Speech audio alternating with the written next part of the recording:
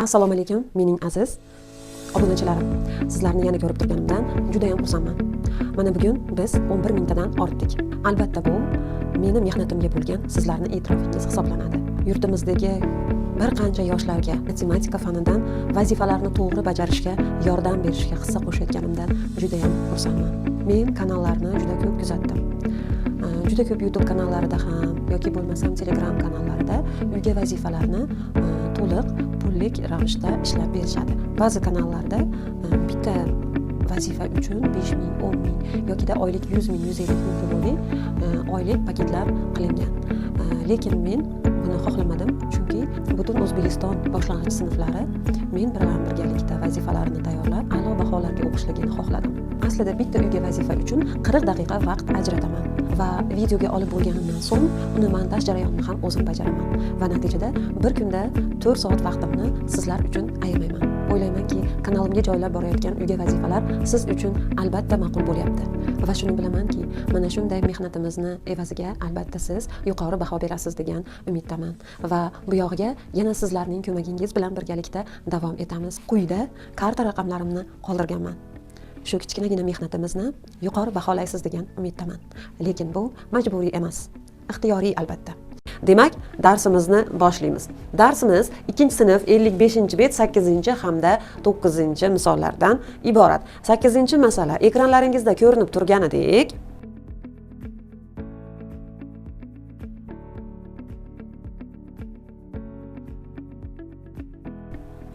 demak, 8-masalani qisqacha ko'rinishini mana bunday qilib yozib oldim. Sotib oldik 750 kg kartoshka, 280 kg jo'xori, ya'ni kraxmal, demak bizda kartoshka hamda jo'xoridan, maka jo'xoridan olinar ekan. Kraxmal olingandan so'ng esa bizda 476 kg kartoshka, 132 kg jo'xori qoldi. Qancha kraxmal olingan degan savol berilyapti. Demak, masalani qanday qilib ishlaymiz? Masalani qarang. Bizda asosan kraxmalni og'irligi so'ralyapti.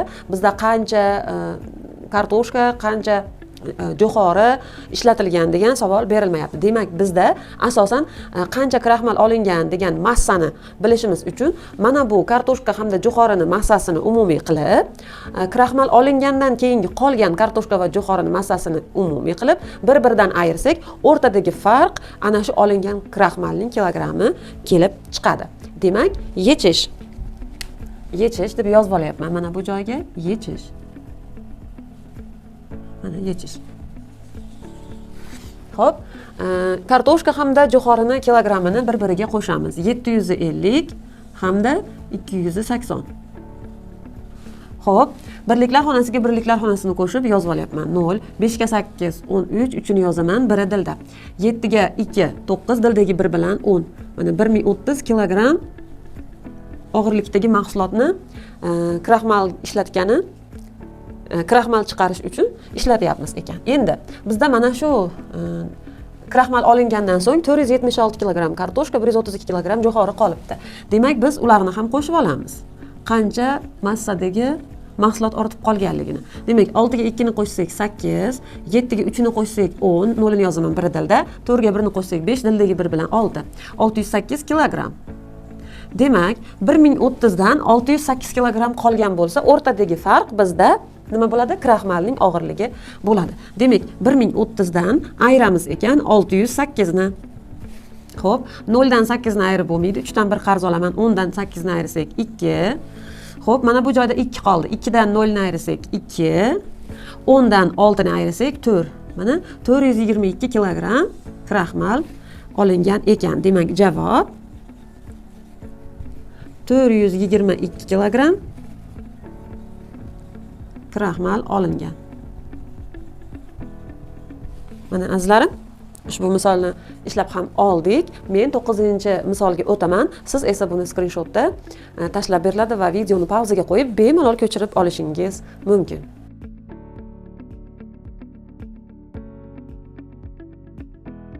O'quvchilar 9-misolda harfiy ifoda hamda sonli ifodani alohida ustunlarga ajratib yozing hamda sonli ifodani hisoblang deyilgan. Mana biz sonli ifodani alohida ustuncha, harfli ifodani esa alohida ustun qilib yozdik.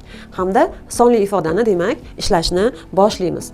Demak, 133 ga 11 ni qo'shib, undan 108 ni ayirishimiz kerak. Demak, 3ga 1ni qo'shamiz, ya'ni birliklar xonasiga birliklar xonasini qo'shib, avval mana shu qo'shish amalini bajarib olamiz, keyin ayirish amalini bajaramiz.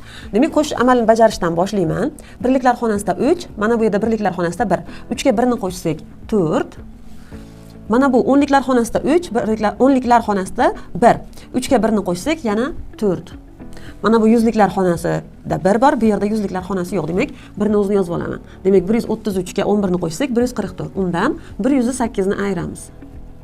Xo'p. 4 dan 8 ni ayira olmayman. Mana bu 4 dan bir qarz olaman. 14 dan 8 ni ayiramiz. 6. Xo'p, mana bu joyda 3 qoldi. 3 dan 0 ni ayirsak 3. 1 dan 1 ni ayirsak 0 yozmaymiz. Demak, 36 chiqdi. Birinchisini javobi. Ikkinchisi 220 ni yozib olaman. 220 ayriymiz. Mana minus bu yerda. Qavs ichidagi raqamni topamiz. 9 dan 0 ni ayirsak 9. 5 dan 6 ni ayira olmaymiz. 4 dan 1 qarz olaman. Xo'p, 15 dan 6 ni ayirsak 9. Teng. Mana bu joyda 3 qoldi. 3 dan 3 ni ayirsak 0, 0 ni yozmadim. Xo'p, endi 220 dan 99 ni ayiramiz. Xo'p, 0 dan 9 ni ayirib bo'lmaydi. Mana bu 2 dan 1 qarz olaman. Xo'p, 10 dan 9 ni ayirsak 1. Mana bu joyda 1 qoldi. 1 dan 9 ni ayira olmayman. Mana bu joydan 1 qarz olaman. 11 dan 9 ni ayirsak 2. Mana bu joyda 1 qoldi. Bu yerda yuzliklar xonasida hech qanday raqam yo'q. Shuning uchun mana bu 1 ni o'zini yozib olaman. Mana 121 bo'lar ekan javobi. Xo'p, endi mana bu joyda hammasi qo'shish. Demak, birliklar xonasiga birliklar xonasini qo'shib yozib ketaveramiz. 5 ga 0 ni qo'shsak 5, unga 5 ni qo'shsak 10. 0 ni yozaman, 1 dilda. 6 ga 9 ni qo'shsak 15, mana bu 3 ni qo'shsak 18, dildagi 1 bilan 19, 9 ni yozaman, 1 dilda. 6 ga 1 ni qo'shsam 7, mana bu joyda yuzliklar xonasida hech qanday raqam yo'q. Dildagi 1 ni qo'shsak 8. Demak, javob 890 ekan. Xo'p, mana sonli ifodalarni ishlab oldik. Harfli ifodalarni esa alohida ustun qilib yozib qo'ydik. Azizlar, mana misolimizni ham ishlab bo'ldik. Demak, misolimiz skrinshot qilib sizlarga tashlab beriladi va siz videoni pauzaga qo'yib albatta ko'chirib olishingiz mumkin. Men esa keyingi darsgacha sizlar bilan xayrlashaman. Xayr, salomat bo'ling.